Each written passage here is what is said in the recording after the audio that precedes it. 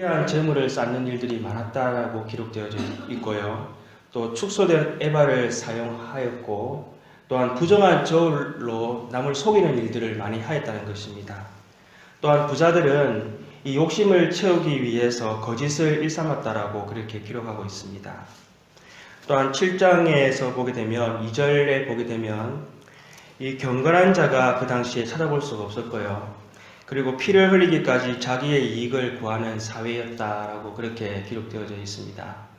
또한 3절에 보게 되면 또 지도자들, 즉 재판관들이나 그리고 그 예언자들, 즉 제사장들, 그 당시의 종교 지도자들도 이 관리들도 종교 지도자들과 관리들도요, 이 돈으로 매수할 수 있는 그러한 그 상황이었다는 것입니다.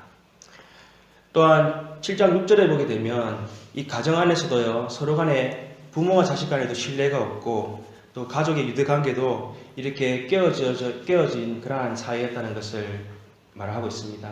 얼마나 이스라엘 이 당시에 이 정말 사회적으로 부패하고 그리고 이 하나님의 공의와 정의는 찾아볼 수 없는 그러한 사회였는가 하는 것을 우리가 볼 수가 있습니다.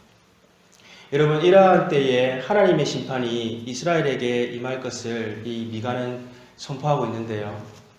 그 심판의 정도가 다른 어떤 선지자들보다도 아모스나 호세아 선지자들보다도 더 강하게 하나님께서 심판하시겠다라고 하는 것을 이 미가서에서 보면 우리가 볼 수가 있습니다. 1장 4절에서 6절에 보게 되면 이 북이스라엘과 그리고 남유다의 수도였던 이 사마리아와 예루살렘에 대해서 하나님께서 심판하실 때에 이 불 앞에 초같아질 것이다라고 말하고 있고요. 그리고 비탈로 내려가는 물과 같이 하나님의 재앙이 임할 것이다라고 하고 있습니다. 여러분, 우리 불 앞에 초를 적으면 어떻게 됩니까? 금방 다 녹아버리죠. 또한 우리 정말 이렇게 홍수가 올 때에 이 비탈길에 보게 되면 얼마나 물이 많이 몰려서 내려갑니까? 그 물의 그 위험이라고 하는 것은 정말 우리가 볼 때 놀라울 정도 아니겠습니까? 하나님의 재앙이 마치 이렇게 북이스라엘과 남유다에 다 임하게 될 것이다 라고 이렇게 얘기하고 있다는 것입니다.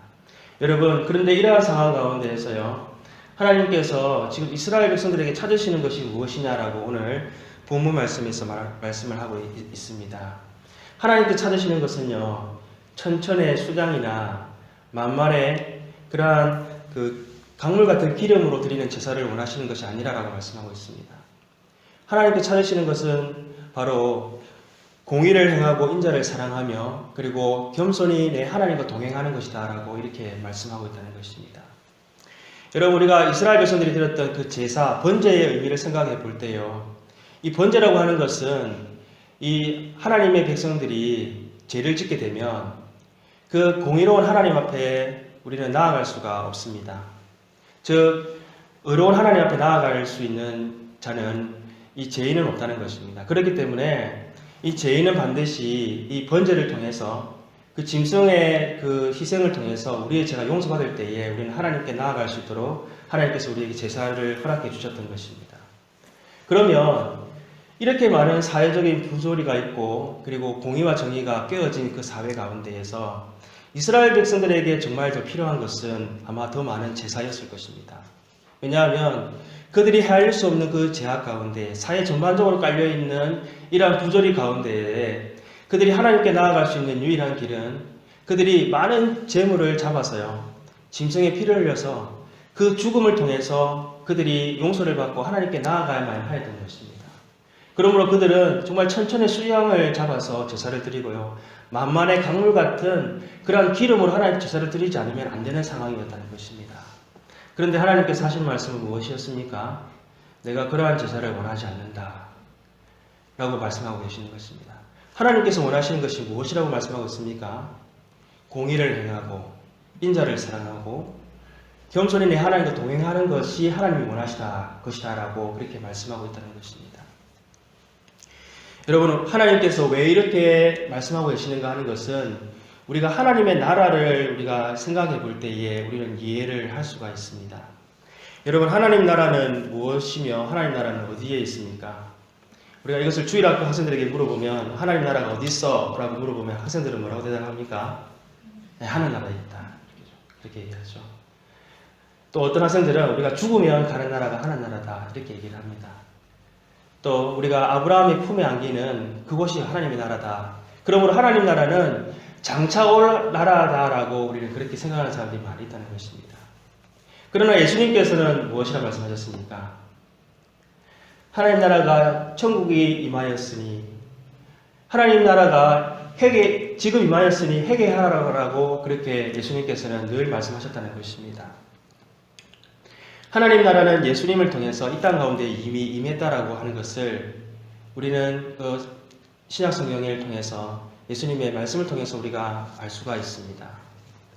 즉 하나님의 나라는요 already but yet이라고 하는 말씀처럼 이미 예수님을 통해서 이 땅 가운데 하나님 나라가 임하였지만 그 하나님 나라는 장차 온전히 임하여지게 될 것이다 라고 하는 것을 우리가 하나님 나라에 대해서 말할 수가 있는 것입니다. 구약에서도요 예수님을 통해서 임할 하나님 나라는 임하지 않았지만 그 성막을 통해서 하나님 나라의 모형에 대해서 보여주시고 또 하나님의 말씀을 허락해 주셔서 이스라엘 백성들이 하나님 나라의 백성으로 살아갈 수 있도록 하나님께서는 그들을 인도하시고 그들에게 말씀과 성막을 허락해 주셨던 것입니다. 그들은요 하나님께서 그 성막을 통해서 이스라엘 백성들의 그 가운데에 거하심으로써 하나님이 이스라엘 백성들 가운데 함께 계시고 이스라엘 백성들과 함께 그 사막을 같이 진행하시고 그들을 지키시고 보호하시고 하나님께서 그들 이스라엘 백성들 가운데 함께 하심으로 이스라엘 백성들이 하나님 나라에 함께 거하는 그러한 것이 무엇인가 하는 것을 하나님께서 알게 해주셨던 것입니다. 여러분 하나님 나라는 예수님께서 말씀하셨던 것처럼 여기다 저기다 하는 것이 아니라 하나님의 통치가 있는 곳이 하나님 나라인 줄 믿습니다. 지금 우리가 이 땅에 살아가고 있는 나라는 눈에 보이진 않지만 죄와 사망에 있는 나라가 있고요. 사단과 마귀가 지배하고 있는 나라가 있고 예수 그리스도를 통해서 성령과 생명이 주장하시는 하나님 나라가 분명히 이 땅에 존재하고 있다는 것입니다. 우리가 예수 그리스도를 통해서 죄와 사망 가운데 있었던 우리가 이제 생명과 성령의 법 가운데 거하게 되도록 우리가 하나님 나라에 우리는 들어와서 하나님의 자녀가 된 줄로 믿습니다. 그러므로 하나님 나라에 사는 백성들은요 더 이상 이전에 죄와 사망에 있던 그러한 죄의 모습이 우리의 삶을 주장해서는 안 되고 우리는 하나님의 나라의 법인 정의와 공의가 나타나는 삶을 살아가야 된다는 것입니다. 하나님께서 미가 선지자를 통해서 내가 그러한 너희들의 제사를 원하지 않고 너희들이 공의와 정의를 행하고 또 하나님과 동행하기를 원한다라고 말씀하셨던 이유는 그들이 형식뿐인 그러한 제사를 통해서 그들이 하나님의 백성이다라고 말하는 것이 아니라 그들이 정말 하나님 나라에 속한 자들로서 그들의 삶이 하나님과 함께 동행하는 삶이 되어야 한다라고 오늘 말씀하고 있는 것입니다. 여러분 오늘날 우리 교회도 하나님의 그 복과 은혜는 우리가 교회에서 많이 선포하고 또 성도들이 그것을 많이 우리가 오늘날 구하고 있습니다.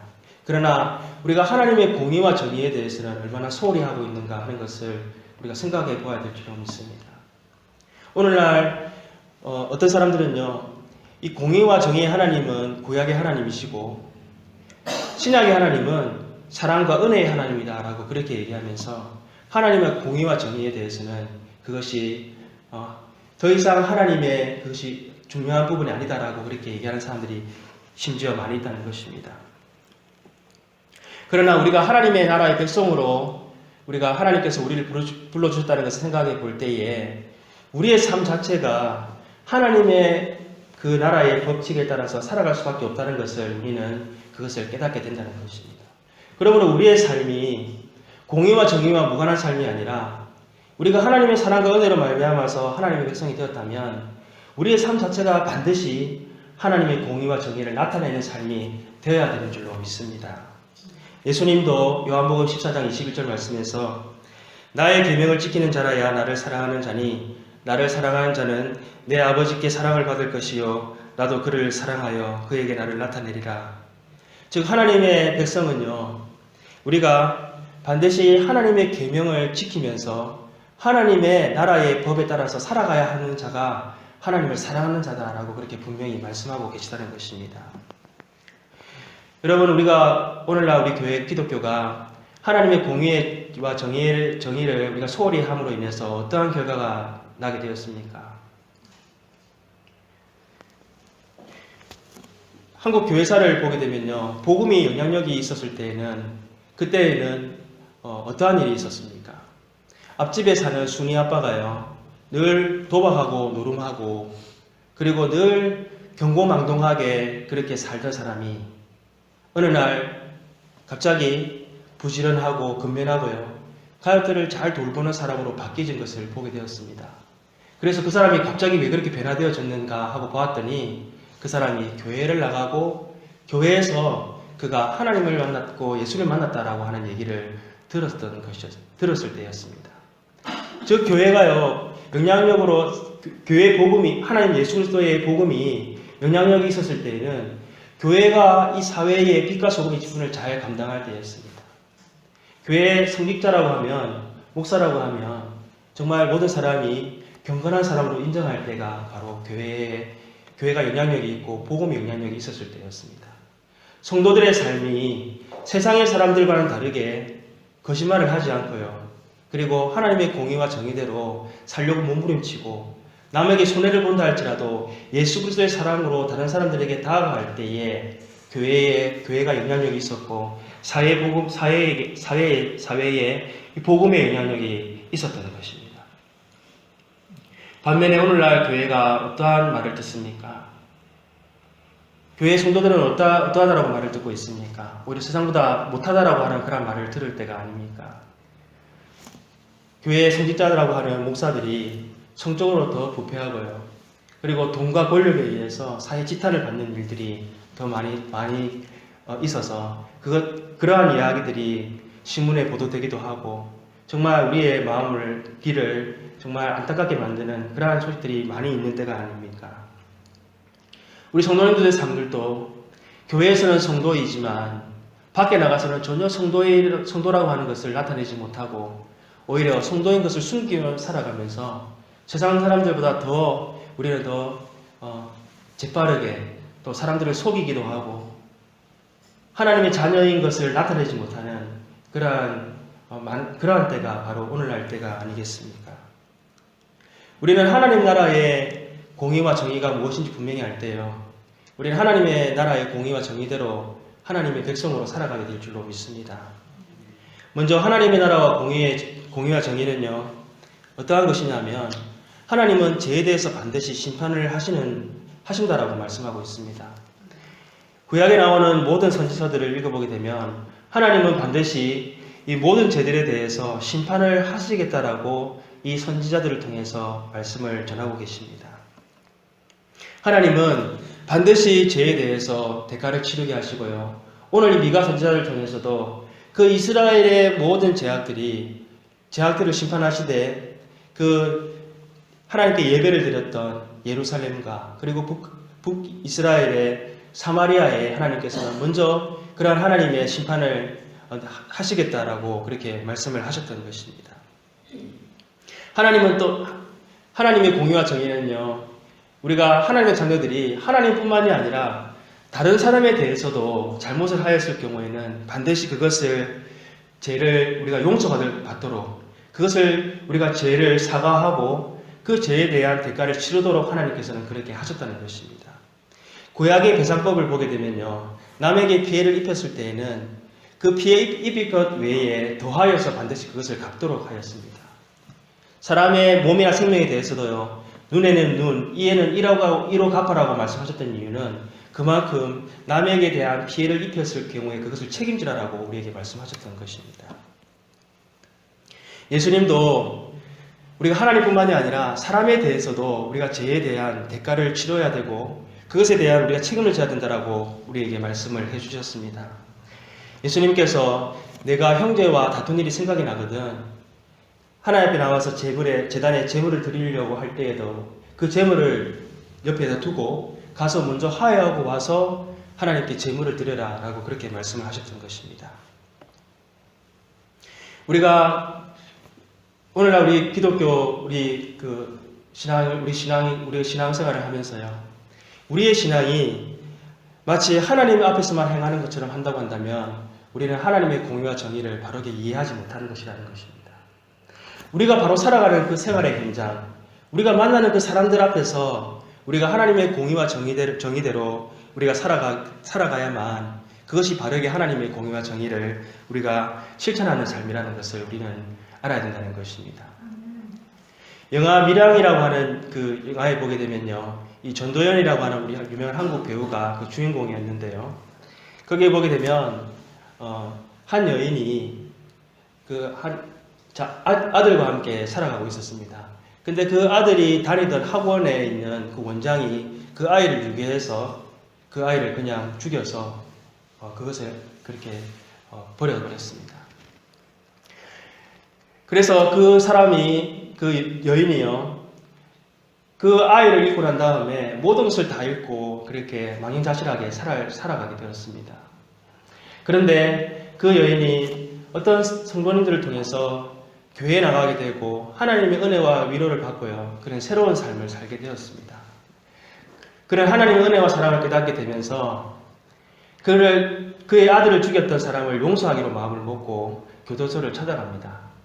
그런데 그 교도소에 갔을 때에 그 살인범은요, 천사보다도 더 밝은 표정을 하고 그 여인에게 이렇게 말을 합니다. 하나님이 나를 용서해 주셨다라고 그렇게 얘기를 합니다. 그 여인은요, 그 사람의 밝은 얼굴과 그 사람의 말을 듣고는 내가 그 사람을 용서하지 않았는데 누가 그 사람을 용서했다가 말인가 라고 말하면서 그는 모든 삶에 있어서 그는 이전보다도 더 못한 그러한 좌절된 인생으로 살아가게 된다고 하는 것이 그 영화의 이야기입니다. 이것은 마치 오늘날 우리 기독교에 대한 한 면을 그렇게 지적하는 영화라고 생각이 되었습니다. 오늘날 우리가 교회에서는 정말 하나님의 우리가 공의와 정의를 우리가 실천한다고 말하면서 세상 가운데에서는 사람들 앞에서 우리의 잘못에 대해서 우리가 용서를 구하지 못하고 오히려 하나님의 은혜만 있으면 된다라고 말하는 그러한 우리의 면을 바로 지적한 영화라고 말을 하고 있습니다. 여러분, 우리가 하나님의 용서와 그 은혜를 잘 이해한다면요, 우리는 하나님 앞에서뿐만이 아니라 우리의 이웃과 우리가 만나는 사람들에게도 우리는 더 하나님의 공의와 정의를 실천하는 삶을 우리는 살아야 될 줄로 믿습니다. 하나님의 공의와 정의는요, 심판으로 끝나는 것이 아니라 반드시 그 심판 이외에 하나님의 화해와 그리고 평화가 다시 회복되게 하신다는 것입니다. 오늘 우리 3절 말씀을 보게 되면, 6장 3절 말씀을 보게 되면요, 하나님께서 이스라엘 백성들에게 먼저 변론을 하시는 내용이 나오십니다. 이르시기를 내 백성아, 내가 무엇을 내게 행하였으며 무슨 일로 너를 괴롭게 하였느냐, 너는 내게 증언하라. 4절 말씀에 이어서요, 내가 너를 애굽 땅에서 인도하여 내어 종노릇 하는 집에서 속량하였고 모세와 아론과 미리암을 내 앞에 보내었느니라. 하나님께서 이스라엘 백성들을 이 애굽에서 구원해내시기 위해서 모세와 그리고 아론과 미리암이라고 하는 이 사람들을 불러서 하나님께서 이스라엘 백성들을 그들의 애굽 가운데에 종살이하던 그들을 하나님께서 인도해 내셨다라고 하는 것을 기억하라는 것입니다. 하나님의 전적인 능력으로 그들을 구원해 내셨던 것을 먼저 기억하라는 것입니다. 또한 하나님께서는 이스라엘 백성들의 죄를 지적하시면서 하나님이 행하신 일을 기억하라라고 말씀하시면서요, 5절 말씀에 내 백성아, 너는 모압왕 발락이 꾀한 것과 부월의 아들 발람이 그에게 대답한 것을 기억하며 시딤에서부터 길갈에까지의 일을 기억하라. 그리하면 나 여호와가 공의롭게 행한 일을 알리라 하실 것이니라 라고 말씀을 하고 있습니다. 여러분, 우리가 발람 선자의 이야기를 잘 알고 있습니다. 이스라엘 백성들이 이제 광야를 지나서요, 약속의 땅 가나안 땅에 가게 되면서 많은 적의 나라들을 무찌르는 일들이 하나님의 능력 가운데 계속 있게 되었습니다.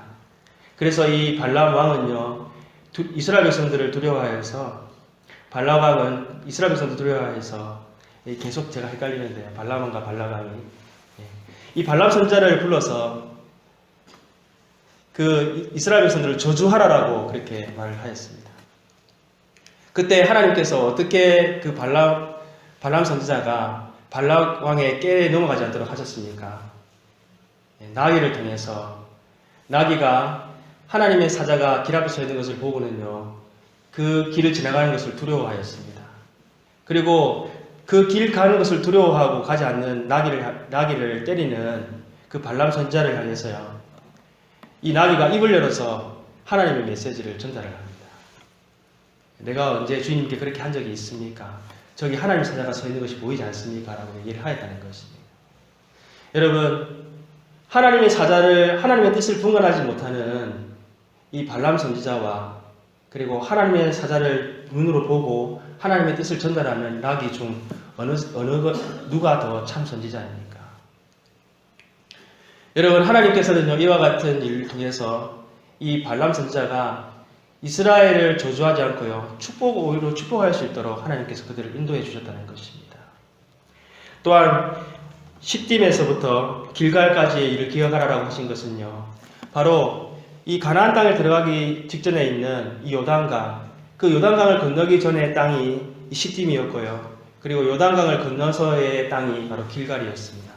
그러니까 하나님께서 이스라엘 백성들을 인도하실 때에 광야에서부터 이 가나안의 약속의 땅까지 하나님은 끝까지 그들을 인도해 내셨다는 것을 기억해라는 것입니다.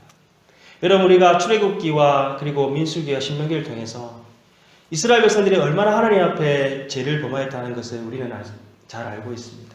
이스라엘 백성들이 끊임없이 하나님 앞에 죄를 범하고요, 하나님으로부터 멀어지고 타락하였을 때에 하나님은 다시 그들에게 선지자를 보내서 책망하시고 또한 다른 나라들을 들어서 벌을 하시고요, 하나님께서 그들을 늘 회복해 하셨다는 것을 우리는 기억해야 될 줄로 믿습니다. 하나님은 이스라엘 백성들이 죄악 가운데 있을 때에 그들에게 하나님은 벌로서 하나님이 그들이 돌아올 수 있도록 하셨지만, 하나님은 끝까지 그들을 하나님께서 회복시키고 그들을 인도하셨다는 것을 하나님께서는 먼저 기억하라라고 말씀하고 있다는 것입니다. 하나님의 공의와 정의는요, 우리가 그 공의와 정의 앞에서 심판받아 죽도록 하시는 것이 하나님께서 원하시는 것이 아니라, 바로 하나님의 공의와 정의, 그것을 통해서 우리가 그 심판 가운데에 다시 하나님께로 회복되어 돌아올 수 있도록 하나님께서는 하기를 원하신다는 것을 우리는 기억해야 될 줄로 믿습니다. 오늘날 우리가 하나님 앞에 우리가 자녀가 될 수 있도록 하나님께서 우리에게 행하신 일이 무엇입니까? 그 하나님의 은혜가 무엇입니까? 우리가 스스로 죄를 깨닫지도 못하고 또한 우리가 얼마나 죄인인가 하는 것을 뉘우칠 수도 없는 우리들을 위해서 하나님께서는 예수 그리스도를 통해서 우리의 모든 죄가 다 예수 그리스도를 통해서 용서받을 수 있도록 그렇게 해주셨다는 것입니다.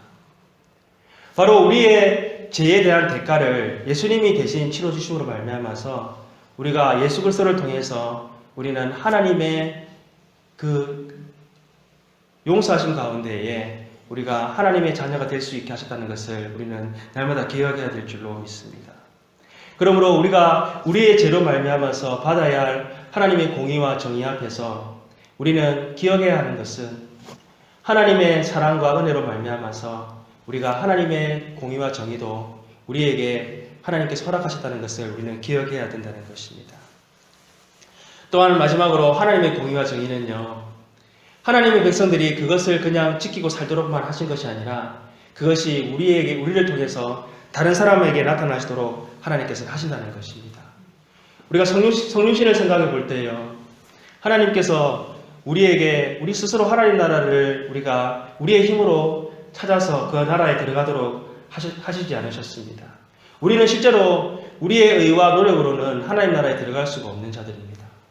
그러나 하나님께서 이 땅 가운데 사람이 되어 오심으로 말미암아서 우리 가운데 오신 그 하나님께서 우리에게 하나님 나라에 대해서 알게 해주시고 또한 우리가 하나님 나라에 들어갈 수 있도록 우리 가운데 길을 허락해 주심으로 말미암아서, 즉 십자가에 죽으시고 다시 사심으로 말미암아서 우리가 그 예수 그리스도 안에서 이제 우리는 하나님 나라의 백성으로 살아갈 수 있도록 하나님께서 우리 허락하셨다는 것을 기억할 때에 우리도 이 땅 가운데 하나님께서 우리를 먼저 하나님 나라 백성으로 불러주신 것은 우리를 통하여서 다른 사람들이 하나님 나라를 알 수 있도록 우리가 그것을 그들에게 증거하고 또한 그들이 하나님 나라에 들어올 수 있도록 우리가 인도하는 역할을 하나님께서는 우리에게 귀한 사명으로 맡겨주셨다는 것을 우리는 기억해야 될 줄로 믿습니다.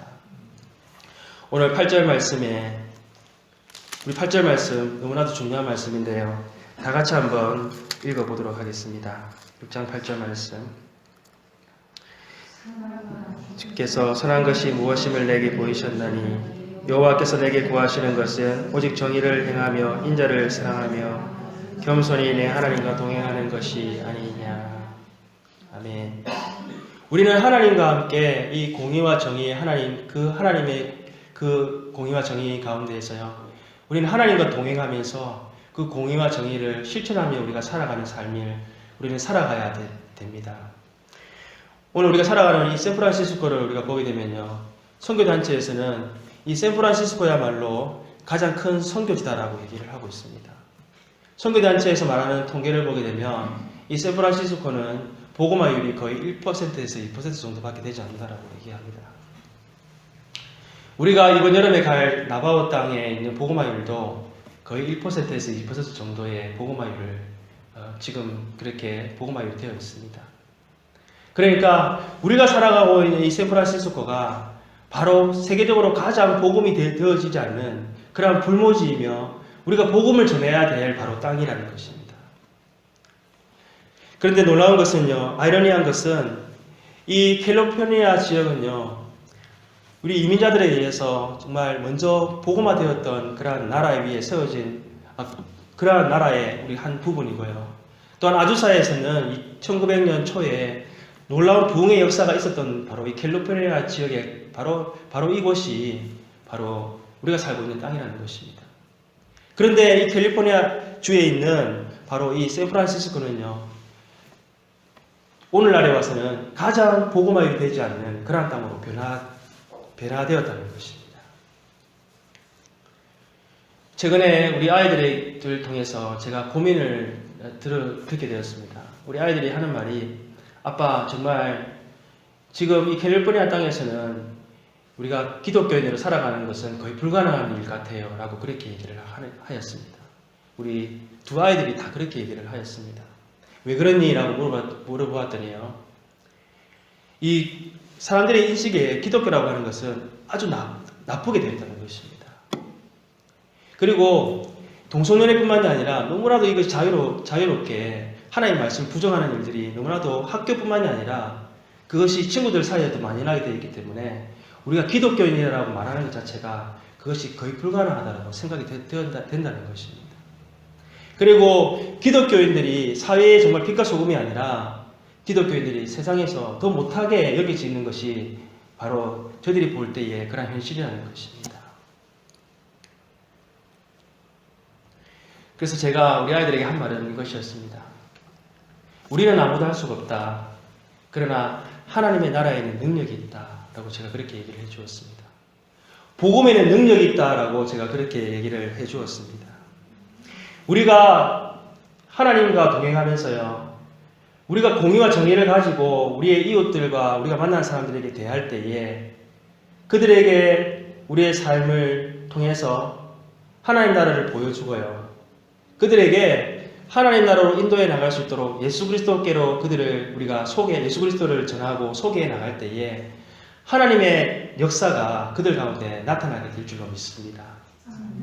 성경에 보게 되면 하나님 나라에 대해서 비유로 말씀하실 때요, 누룩과 그리고 작은 씨에 대해 비유해서 말씀해 주고 있습니다. 왜 그렇습니까? 이 땅은 아직도 죄와 사망이 다스리는, 즉 사단과 마귀가 다스리는 나라가 분명히 지금도 존재하고 있습니다. 그러나 예수님을 통해서요, 이 땅 가운데 예수님께서 오셔서 죄와 사망을 이기심으로 말미암아서 이 땅 가운데 하나님 나라가 분명히 시작되어졌고, 예수 그리스도를 통해서 우리는 더 이상 죄와 사망의 가운데 거하지 않고 하나님 나라에 거하게 되는 하나님의 백성으로 우리를 먼저 하나님께서 불러주셨다는 것입니다. 그런데 이 하나님 나라는요, 지금은 이 사단 마귀의 나라와 함께 전쟁 가운데에서 지금은 아직까지도 비록 미약하게 보일지 모르겠지만 이것이 자라나게 되면요, 새들이 와서 깃들이는 나무가 되기도 하고요. 그리고 온 반죽을 바로 베풀게 만드는 그러한 역사를 바로 반드시 일으키게 된다는 것입니다. 오늘날의 그 1040 윈도우라고 하는 우리 선교에서 말하는 창이 있습니다. 바로 이 위도 지구에서요, 위도 10에서 40 가운데 있는 이 그 사이에 있는 나라들은요, 지구에서 가장 못 사는 나라들이 여기에 속해져 있습니다. 북한뿐만이 아니라 아시아에 있는 나라들, 그리고 아프리카에 있는 나라들, 또 우리 중남미에 있는 나라들이 다 여기에 속해져 있습니다. 그런데 여기에서는 지금도 가장 복음화율이 가장 낮은 곳이 바로 이곳에 있는 나라들입니다. 그런데 놀랍게도요, 잘 살고 있는 선진국인 미국과 유럽, 복음이 먼저 시작되고 모국이 활성화되었던 그러한 곳에서는요, 지금은 복음은 약해져 있지만 바로 중국 땅과 그리고 아프리카 땅에서는요, 복음의 역사가 놀랍게 지금 일어나고 있다는 것입니다. 그곳에서는요, 가정이 변화되어지고요, 복음이 증거되는 자리마다 사람들이 놀랍게 변화되어지고 성령에 의해서 새롭게 되는 역사가 놀라운 그러한 선교단체의 복음을 통해서 복음이 놀랍게 증거되고 있다는 것을 지금도 증언하고 있다는 것입니다. 하나님의 나라는 능력이 있습니다. 복음에는 능력이 있습니다. 하나님께서 우리에게 맡기신 일이 무엇입니까? 우리에게 하나님 나라에 먼저 우리가 살게 해주셔, 하나님께서 우리를 불러주시고요, 우리를 통해서 하나님 나라가 무엇인가 하는 것을 보여주라는 것입니다. 우리가 무엇을 통해서 하나님 나라가 있다는 것을 보여줄 수가 있겠습니까? 제만의 세상 가운데에서 하나님의 공의와 정의로 우리가 살아갈 때에 그들은 하나님 나라가 저런 것인가 하고 알게 된다는 것입니다. 우리의 삶 가운데에, 우리의 현장 가운데에서, 우리의 이웃 가운데에서 우리가 만나는 사람들에게 우리가 하나님의 자녀이고 하나님이 나와 함께 하시고 성령님이 나와 함께 하시는 하나님의 자녀이라는 것을 우리가 삶을 통해서 그들에게 보여줄 때에 그들이 하나님 나라가 이 땅 가운데 있구나 하는 것을 알게 된다는 것입니다.